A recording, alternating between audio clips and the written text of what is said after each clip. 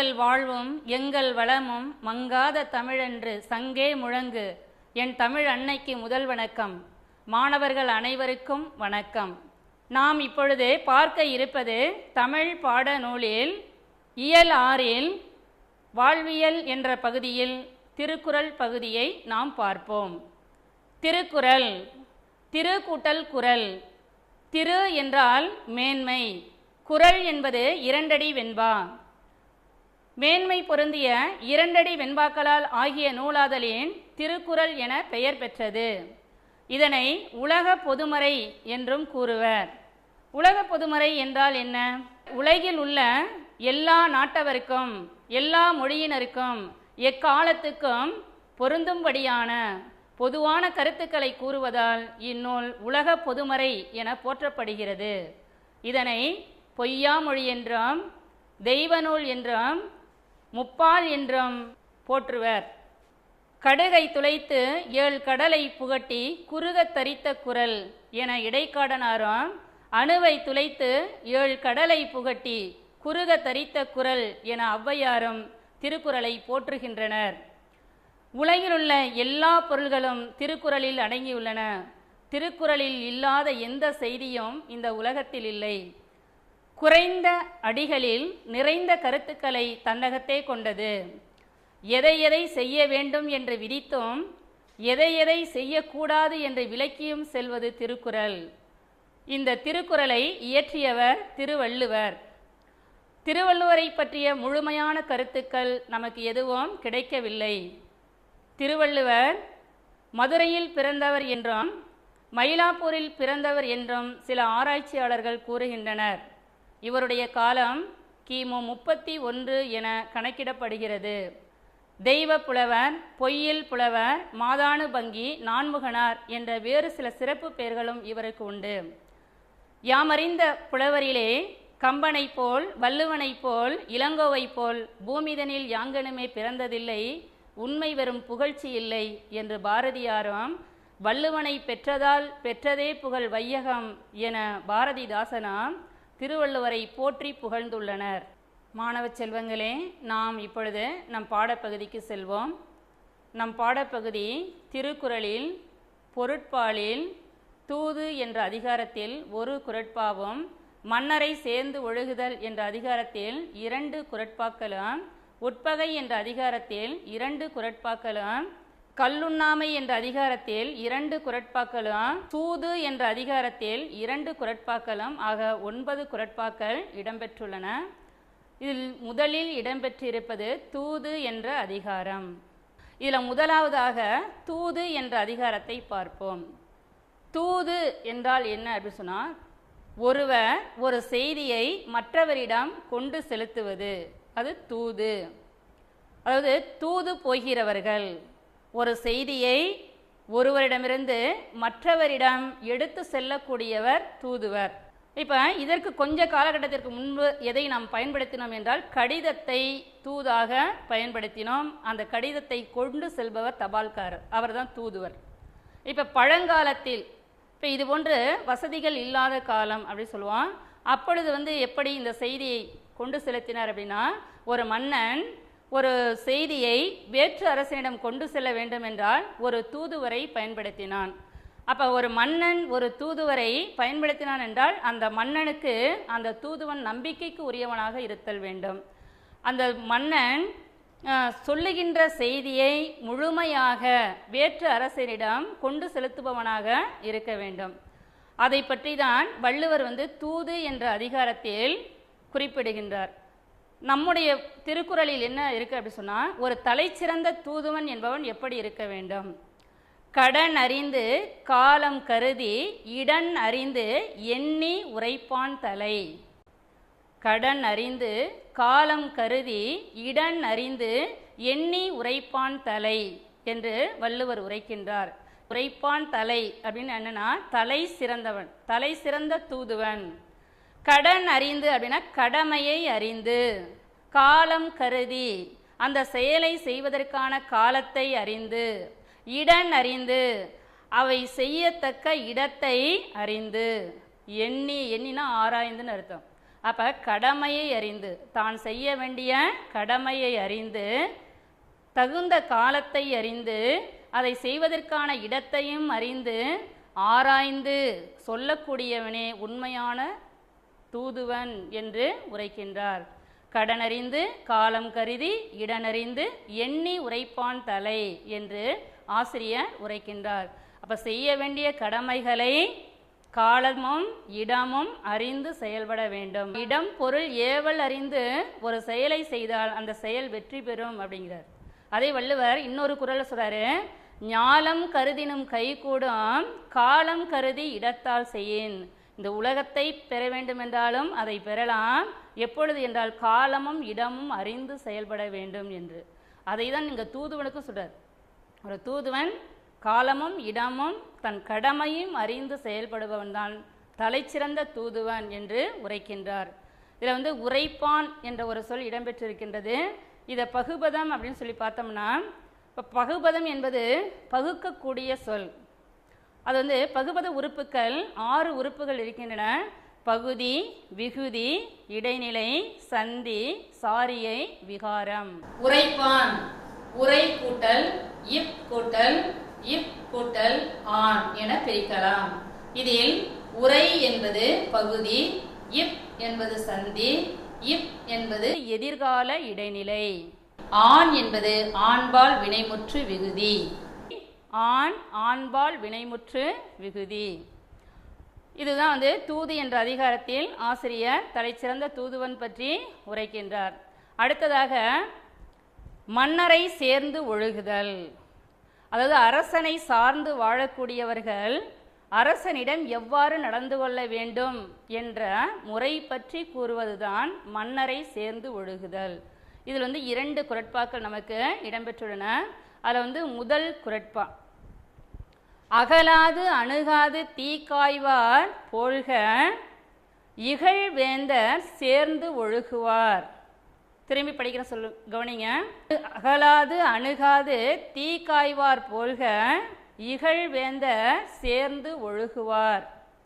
அகலாது அப்படின்னா அவ்விடத்திலிருந்து அகன்று விடாமலும், அணுகாது அப்படின்னா நெருங்காமலும், தீ காய்வார் போல்க.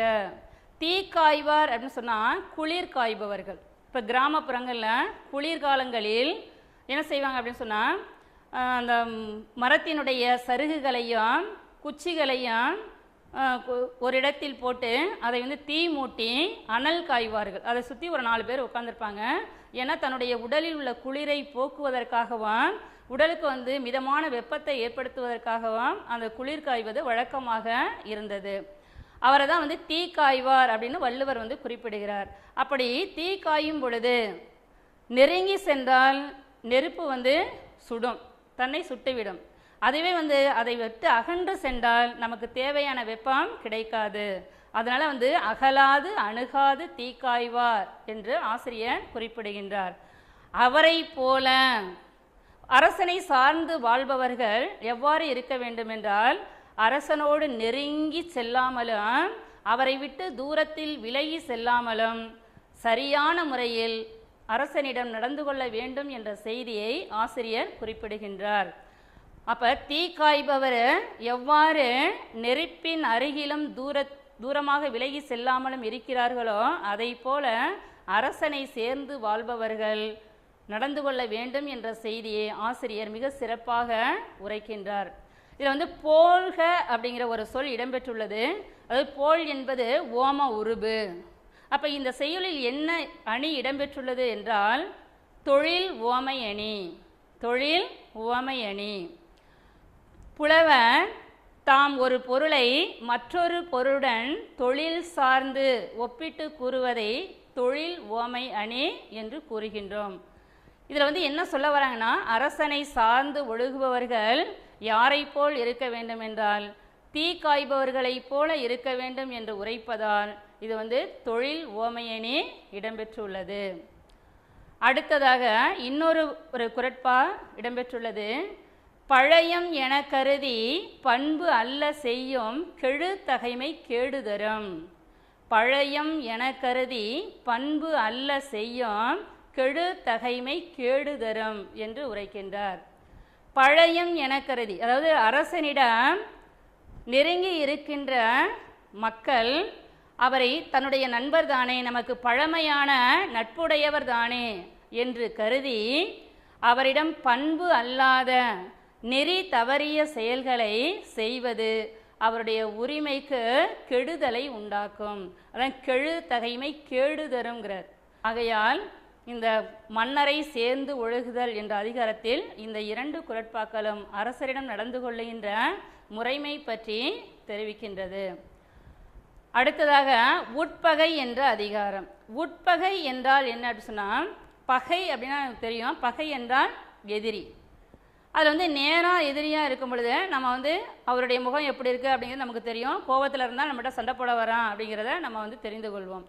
அப்போ உட்பகை என்றால் என்னென்னா, முகத்தளவில் மகிழ்ச்சியாக இருப்பான், நண்பர் மாதிரி நம்மோடு நட்பு கொண்டாடுவார்கள், ஆனால் மனதுக்குள் இவனை எப்படி ஒழித்து கட்ட வேண்டும் என்ற அந்த நினைவை தான் என்ன சொல்கிறோம், உட்பகை. அதாவது உள்ளொன்று வைத்து புறமொன்று பேசுவது. அதுக்கு 2 குறட்பாக்கள் நம்முடைய பாடப்பகுதியில் இடம்பெற்றுள்ளது. நம்மகிட்ட நேரில் பார்க்கும்போது நல்லவர்களைப் போல நடிப்பார்கள், ஆனால் உள்ளத்தில் பகைமை கொண்டு இருப்பார்கள். அதுபோன்றவரிடம் நாம் எப்பொழுதும் எச்சரிக்கையாக இருக்க வேண்டும் என்பதை வள்ளுவர் இந்த உட்பகை என்ற அதிகாரத்தில் குறிப்பிடுகின்றார். இதில் முதல் குறள், வாள் போல் பகைவரை அஞ்சற்க அஞ்சுக கேள் போல் பகைவர் தொடர்பு. வாள் போல் பகைவரை அஞ்சற்க அஞ்சுக கேள் போல் பகைவர் தொடர்பு.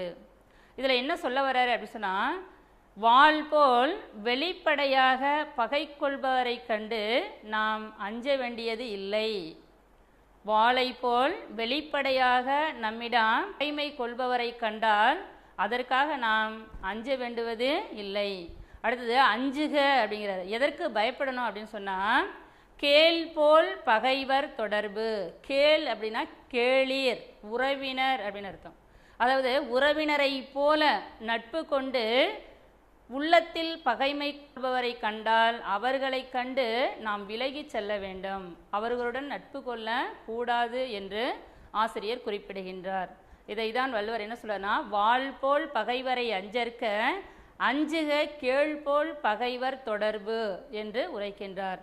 அப்போ நேரடியாக நமக்கு எதிரியை கண்டு நம்ம எப்பொழுதும் பயப்பட வேண்டாம், ஆனால் உள்ளத்தில் பகைமை கொண்டு முகத்தளவில் நல்லவரை போல நடிப்பவரை கண்டு நாம் அஞ்ச வேண்டும், அவரிடம் எச்சரிக்கையாக இருந்து கொள்ள வேண்டும் என்று ஆசிரியர் குறிப்பிடுகின்றார். அடுத்ததாக இன்னொரு குறள் உட்பகை பற்றி சொல்றாரு. உடம்பாடு இல்லாதவர் வாழ்க்கை குடங்கருள் பாம்போடு உடன் உறைந்தற்று. உடம்பாடு இல்லாதவர் வாழ்க்கை குடங்கருள் பாம்போடு உடன் உறைந்தற்று என்று ஆசிரியர் உரைக்கின்றார். இதில் என்ன சொல்ல வர்றாரு அப்படின்னு சொன்னால், உடம்பாடு இல்லாதவர், உடம்பாடு அப்படின்னா மனப்பொருத்தம் இல்லாதவர், அவரோடு நாம் வாழுகின்ற வாழ்க்கை, மனதளவில் உடன்பாடு இல்லாதவரோடு வாழுகின்ற வாழ்க்கை எதை போன்றது என்றால் குடங்கருள்.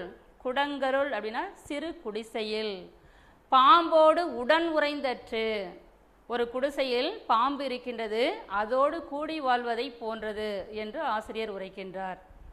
அப்போ பாம்போடு நாம் குடிசையில் இருக்க முடியுமானா இருக்க முடியாது, அது எப்பொழுதுமே அது நமக்கு துன்பத்தை கொடுக்கும். அதாவது சொல்லுவாங்க, பாம்புக்கு பாலை வார்த்தாலும் அதற்கு பல்லிடுக்கில் வைத்திருக்குமாம் விஷம் அப்படின்னு சொல்லி.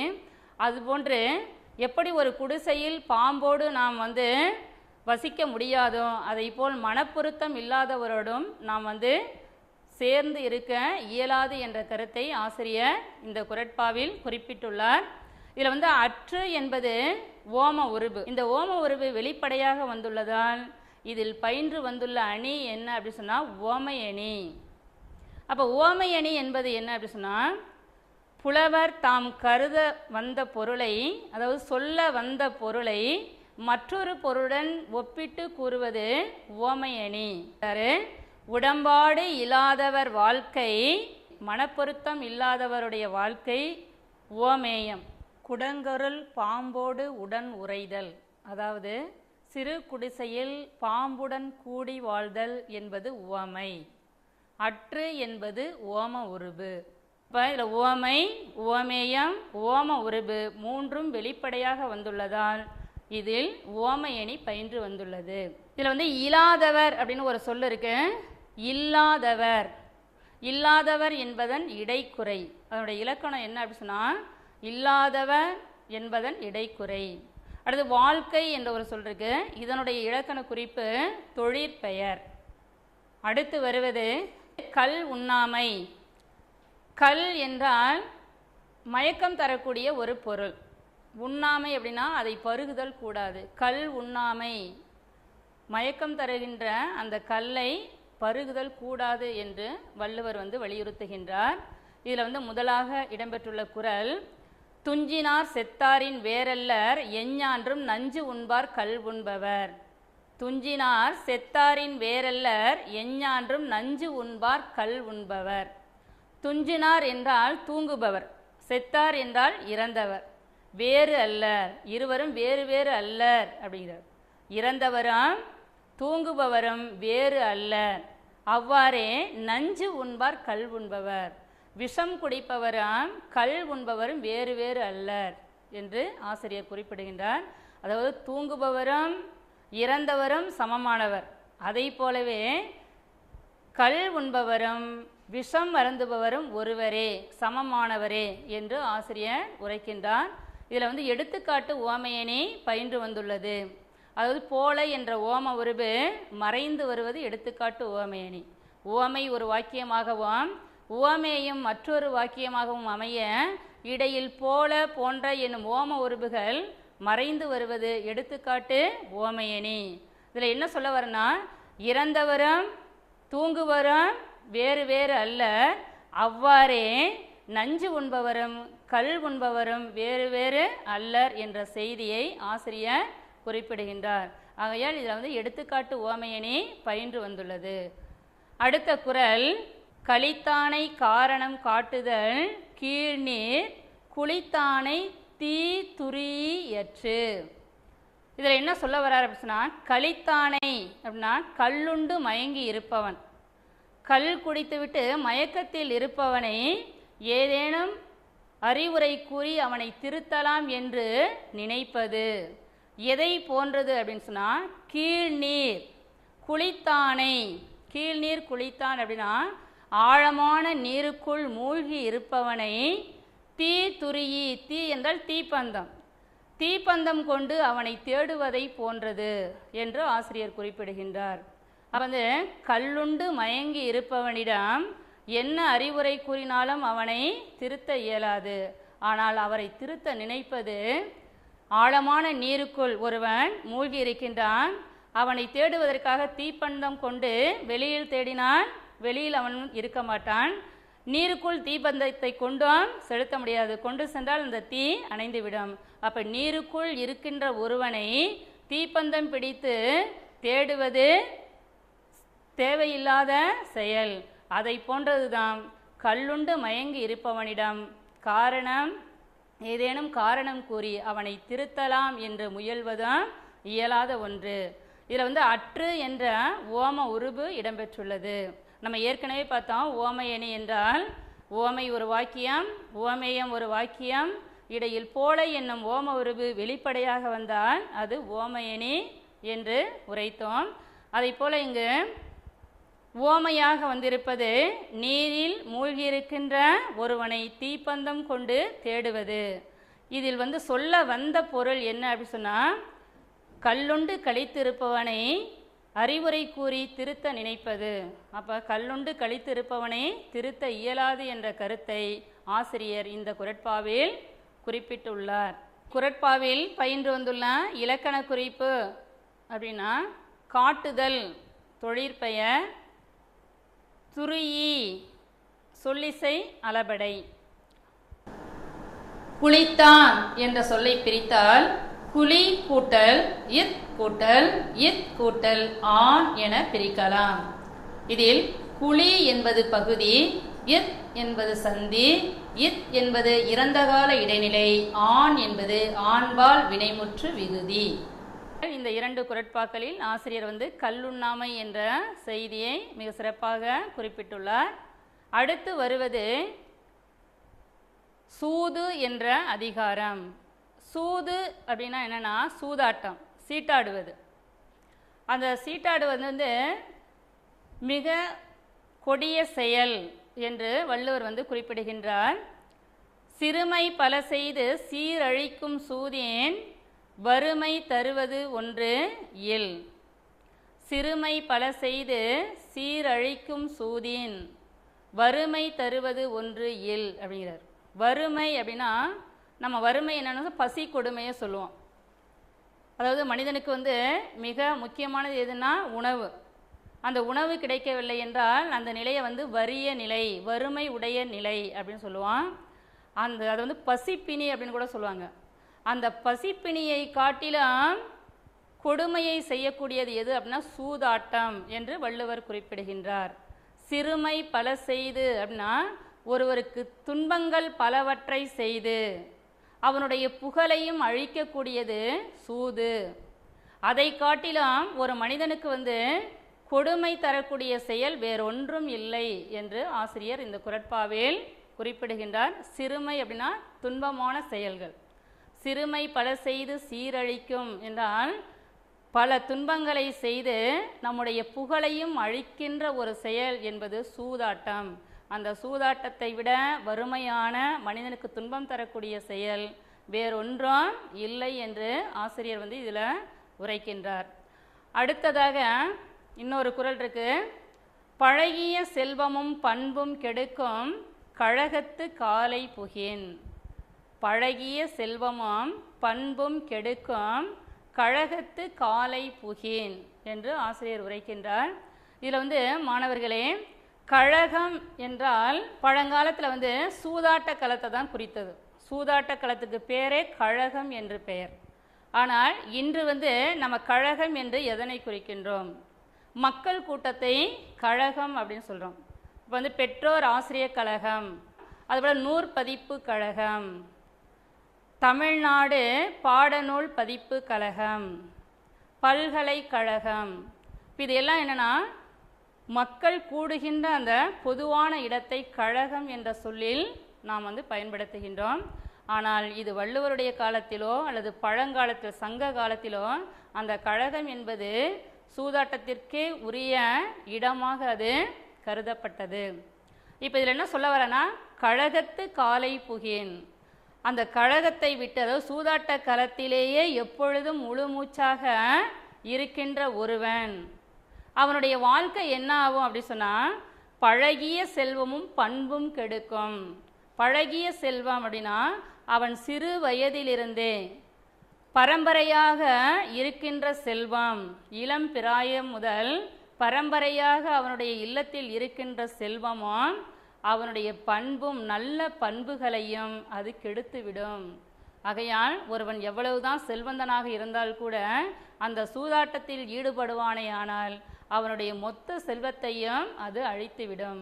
ஏன்னா அதில் பழகிவிட்டால் அதிலிருந்து அவனால் விடுபட இயலாது. அதை தான் இங்கு வள்ளுவர் சொல்லுகின்றார். பழகிய செல்வம் அப்படின்னா பழமையான செல்வம், தன்னுடைய குடும்ப சொத்து, அந்த சொத்தையும் அழித்துவிடும், அவனுடைய நல்ல பண்புகளையும் அது அழித்துவிடும். ஆகையால் சூதாடுவதை தவிர்க்க வேண்டும் என்ற கருத்தை ஆசிரியர் இதில் வலியுறுத்துகின்றார். மாணவர்களே, நாம் இதுவரை இந்த 9 குறட்பாக்களை பார்த்தோம். அதாவது தூது, மன்னரை சேர்ந்து ஒழுகுதல், உட்பகை, கல் உண்ணாமை, சூது ஆகிய அதிகாரங்களில் வள்ளுவர் கூறிய கருத்துக்களை நாம் மிக சிறப்பாக அறிந்தோம். நாம் மாணவர்களே, இதில் வந்து இதில் வந்து இலக்கண குறிப்பு இடம்பெறும், அதுபோல் வந்து பகுபத உறுப்புகள் இடம்பெறும். தூது என்ற அதிகாரத்தில் தலைச்சிறந்த தூதுவன் யார் என்று ஒரு வினா அமையலாம். அடுத்ததாக மன்னனிடம் இருக்கின்ற அந்த மன்னனோடு கூடி வாழக்கூடியவர்கள் எவ்வாறு நடந்து கொள்ள வேண்டும் என்ற ஒரு வினா அமையலாம். அடுத்தது எப்படிப்பட்ட பகைவரோடு நாம் வந்து உறவாடக்கூடாது. கல் உண்ணாமை என்ற அதிகாரத்தில் வள்ளுவர் கூறுகின்ற கருத்துக்களை தொகுத்து உரைக்க. அடுத்தது சூதாடுவதனால் விளையும் தீமைகள் என்னென்ன. இது போன்ற வினாக்கள் நம்முடைய பாடப்பகுதியிலிருந்து உங்களுடைய தேர்வுக்கு வினாவாக அமையலாம். அடுத்ததாக ஓமையணி சான்றுடன் விளக்குக. தொழில் ஓமையணி சான்றுடன் விளக்குக. எடுத்துக்காட்டு ஓமையணி சான்றுடன் விளக்குக. இந்த அணிகள் 3 அணிகள் நம்முடைய பாடப்பகுதியில் இடம்பெற்றுள்ளது. இந்த அணியிலிருந்து உங்களுக்கு ஒரு வினா அமையலாம். ஆகையால் மாணவர்களே, நீங்கள் திருக்குறளை நன்கு கற்று வினாக்களில் நல்ல தேர்ந்து படித்து நல்ல மதிப்பெண் பெற வேண்டும் என்று கேட்டுக்கொண்டு வாய்ப்புக்கு நன்றி கூறி விடைபெறுகிறேன். நன்றி, வணக்கம்.